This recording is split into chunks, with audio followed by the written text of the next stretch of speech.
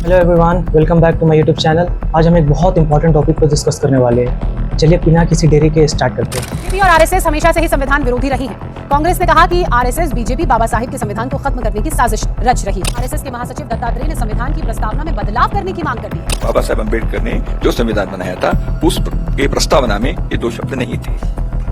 क्या सेक्युलरिज्म हिंदुस्तान की असली पहचान है?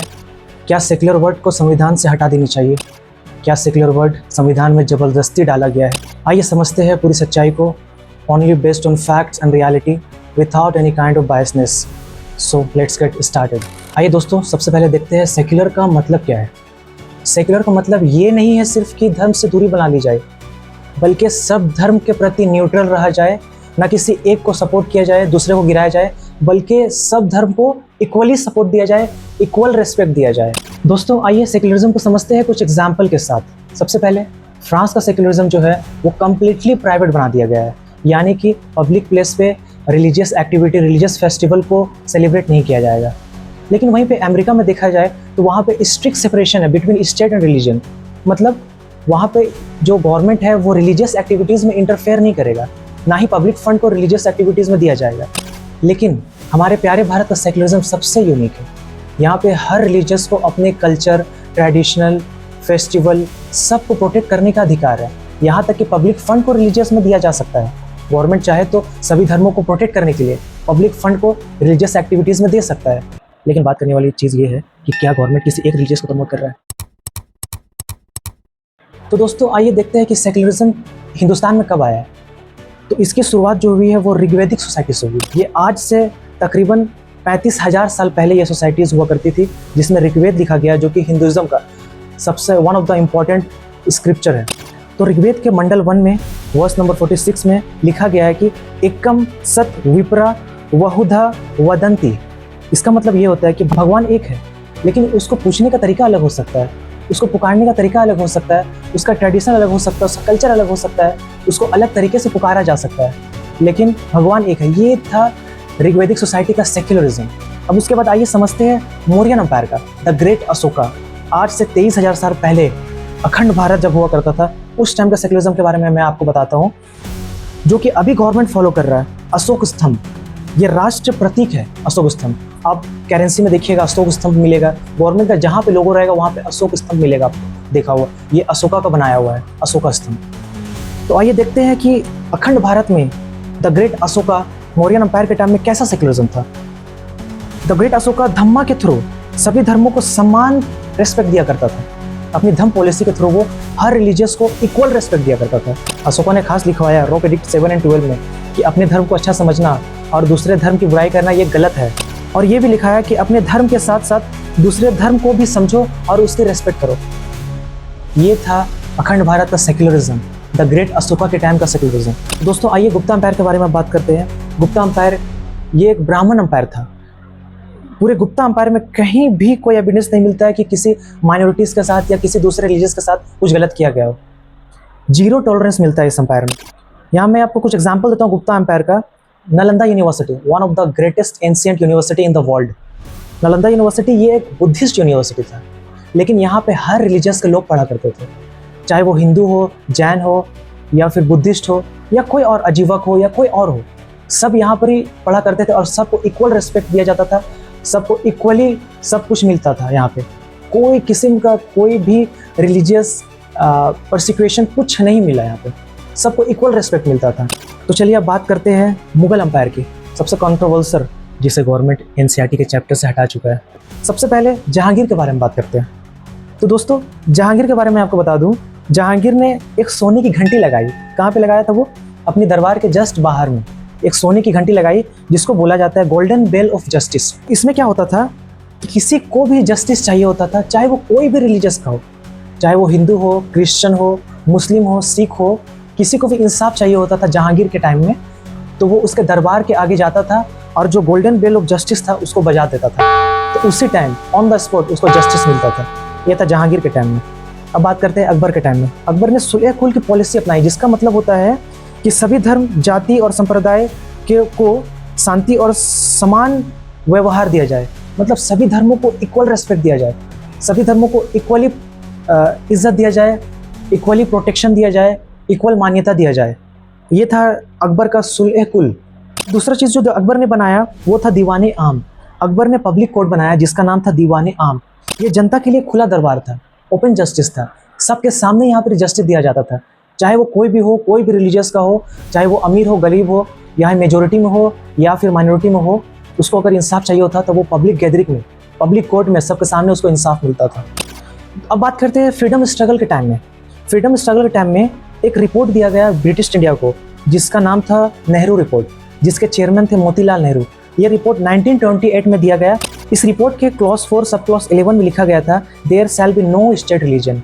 मतलब कि जब कॉन्स्टिट्यूशन का ड्राफ्ट दिया गया ब्रिटिश एम्पायर में तो क्लियरली मेंशन किया गया कि कोई स्टेट रिलीजियस नहीं होगा। ये ब्रिटिश इंडिया के टाइम का बता रहा हूँ आपको। इसके बाद कराची रेजोल्यूशन 1931 हुआ, उसमें भी मेंशन किया गया न्यूट्रलिटी दिया जाएगा सब रिलीजियस को, सभी रिलीजियस को इक्वल प्रोटेक्शन दिया जाएगा। यहाँ तक कि हिंदू महासभा ने भी 1944 में अपनी कॉन्स्टिट्यूशन ड्राफ्ट में ये लिखा आर्टिकल नंबर 17 सब क्लॉज 15 में कि कोई स्टेट रिलीजियस नहीं होगा, ना ही नेशनल लेवल में ना ही स्टेट लेवल में, ना ही नेशनल रिलीजियस होगा ना ही स्टेट रिलीजियस होगा। ये हिंदू महासभा ने भी ड्राफ्ट दिया था कॉन्स्टिट्यूशन का। तो दोस्तों अब तक हमने देखा कि एंशिएंट के टाइम में, ऋग्वेदिक सोसाइटी के टाइम में, अकबर के टाइम में, अशोका के टाइम में या फिर फ्रीडम स्ट्रगल गांधी जी के टाइम में किस तरह से सेक्युलरिज्म इंडिया में था, शुरू से किस तरह से सेक्युलरिज्म इंडिया में था।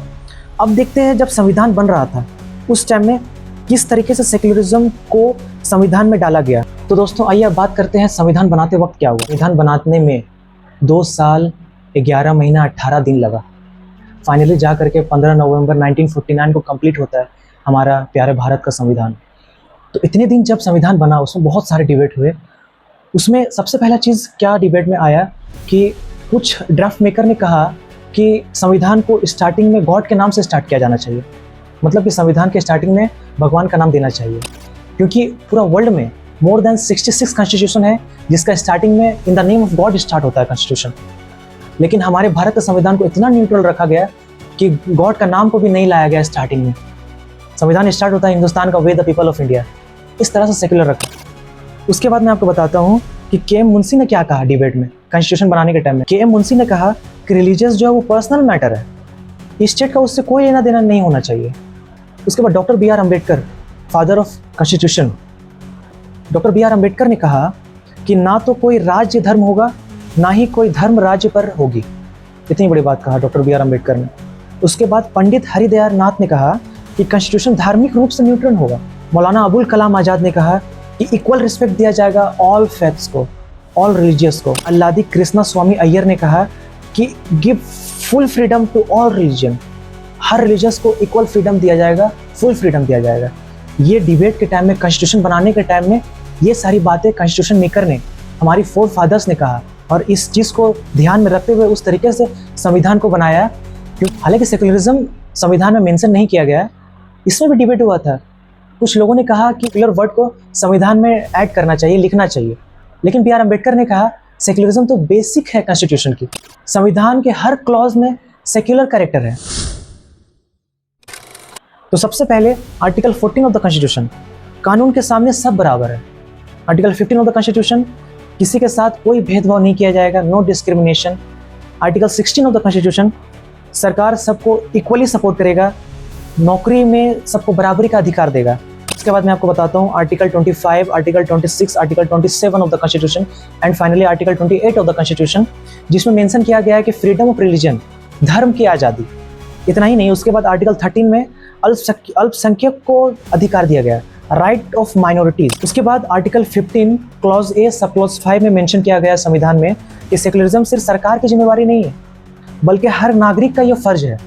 इतना ही नहीं, उसके बाद रिप्रेजेंटेशन ऑफ पीपल एक्ट 1951 में मेंशन किया गया है clause number 1 to 3 sub clause 3 में कि धर्म के नाम पर कोई वोट नहीं मांगे। भले ही संविधान में सेक्युलर वर्ड मेंशन नहीं था इनिशियली, ओरिजिनली, लेकिन संविधान के हर क्लॉज में, हर आर्टिकल में सेक्युलर कैरेक्टर दिखता है हम लोगों को। तो अब आइए देखते हैं कि सेक्युलर वर्ड संविधान में कब मेंशन किया गया।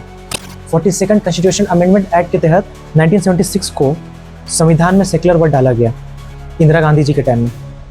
लेकिन जैसे ही इमरजेंसी खत्म होती है वैसे ही इंदिरा गांधी जी की सरकार गिर जाती है, तो जनता पार्टी पावर में आती है, सरकार बनाती है। तो मोरारजी देसाई पीएम बनते हैं, जनता पार्टी की सरकार आती है, इंदिरा गांधी जी की सरकार गिर जाती है। तो उन्होंने सबसे पहला काम जो किया वो फिर से अमेंडमेंट किया जो इमरजेंसी के टाइम में इंदिरा गांधी जी ने संविधान में अमेंडमेंट किया था, भारत के लोकतंत्र को मजबूत बनाने के लिए 22 आर्टिकल्स को अमेंड किया गया मोरारजी देसाई के टाइम में। कुछ नए आर्टिकल को भी ऐड किया गया संविधान में, लेकिन उन्होंने कभी सेक्युलर वर्ड के बारे में कोई जिक्र ही नहीं किया, क्योंकि उनको पता था ये जो सेक्युलरिज्म है ये बेसिक कैरेक्टर है हिंदुस्तान का। इसके बाद अटल बिहारी वाजपेयी जी के टाइम में उनके 6 साल के टेन्योर में कभी भी सेक्युलर वर्ड के बारे में कोई डिबेट नहीं हुआ, क्योंकि उनको पता था ये तो भारत की मजबूती है, सेक्युलरिज्म ये भारत की असली पहचान है। लेकिन अब इसे क्यों हटाने की मांग हो रही है? क्या इससे इंपॉर्टेंट मुद्दों को हटाया जा रहा है, जैसे कि पॉवर्टी, अनएम्प्लॉयमेंट, क्राइम, रेप, या फिर वोट बैंक के लिए, या फिर ये डिवाइड एंड रूल पॉलिसी है, या फिर क्या एक संप्रदाय को टारगेट करने के लिए, जैसे CAA, NRC, UCC, वक्फ।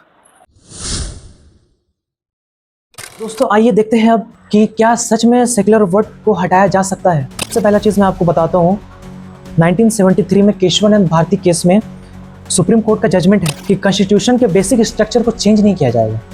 उसके बाद 1994 में SR बोमई केस में सुप्रीम कोर्ट कहता है सेक्युलरिज्म जो है वो बेसिक स्ट्रक्चर है, और जो बेसिक स्ट्रक्चर है उसे अमेंड नहीं किया जाएगा, उसे चेंज नहीं किया जाएगा, उससे हटाया नहीं जाएगा। इतना ही नहीं, अभी रिसेंट का जजमेंट बताता हूँ सुप्रीम कोर्ट का। नवंबर 2024 में एक PIL दाखिल किया गया था सुप्रीम कोर्ट में कि सेक्युलर और सोशलिस्ट वर्ड को संविधान से हटाने के लिए, लेकिन सुप्रीम कोर्ट ने इसे डायरेक्टली खारिज कर दिया, इस PIL को एक्सेप्ट ही नहीं किया।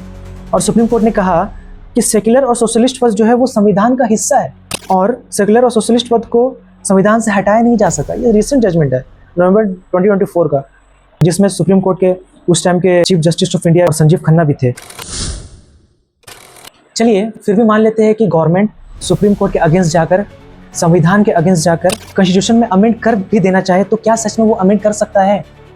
तो सबसे पहला चीज़ बताता हूँ कि कर तो सकता है, लेकिन बहुत हार्ड है, लाइक इम्पॉसिबल, क्योंकि पार्लियामेंट में इसे पास करने के लिए गवर्नमेंट को 2/3 मेजोरिटी चाहिए प्रेजेंट एंड वोटिंग का।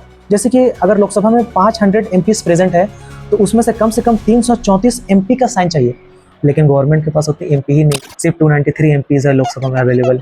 उसके बाद राज्यसभा में अगर 220 MP प्रेजेंट है तो उसमें 147 MP का सपोर्ट चाहिए गवर्नमेंट को, जो कि पॉसिबल नहीं है। गवर्नमेंट के पास राज्यसभा में सिर्फ 133 MPs हैं। फिलहाल तो ये पॉसिबल नहीं है, उतनी सीट ही नहीं गवर्नमेंट के पास कि वो संविधान को बदल सके। क्या इसीलिए 400 पार का नारा लगाया गया था इलेक्शन के टाइम में? तो चलिए, अगर गवर्नमेंट को नेक्स्ट इलेक्शन में अगर ज़्यादा सीट मिल भी जाता है और वो कॉन्स्टिट्यूशन के अगेंस्ट जाकर, संविधान के अगेंस्ट जाकर, सुप्रीम कोर्ट के जजमेंट के अगेंस्ट जाकर अगर संविधान को बदल भी देता है, तो फिर भी सुप्रीम कोर्ट के पास ये पावर है कि वो इस अमेंडमेंट को इलीगल बोल सकता है, अनकॉन्स्टिट्यूशनल बोल सकता है। तो दोस्तों, सेक्युलरिज्म सिर्फ एक शब्द नहीं है, ये भारत की संस्कृति, इतिहास और संविधान की पहचान है, जिसमें मंदिर की घंटी, मस्जिद के अजान, गुरुद्वारे के शब्द और गिरजा के गीत एक साथ गुनगुनाते हैं। अगर हम इस मूल आधार को ही कमजोर होने दिए तो सिर्फ धर्म या संप्रदाय नहीं, पूरा भारत कमजोर हो जाएगा। आखिर में याद रखें, जब धर्म राजनीति का हिस्सा बन जाए, सिर्फ धर्म नहीं, देश भी कमजोर पड़ जाता है। तो गाइज, लाइक करें अगर आप सेक्युलर है तो, शेयर करें अगर आप चाहते हैं कि सारे लोगों को सच्चाई पता चले, सब्सक्राइब करें क्योंकि आपके एक क्लिक से मुझे मोटिवेशन मिलती है और वीडियोस बनाने की। Thank you so much. आज के लिए बस इतना ही, बहुत जल्द मिलते हैं नेक्स्ट वीडियो के साथ।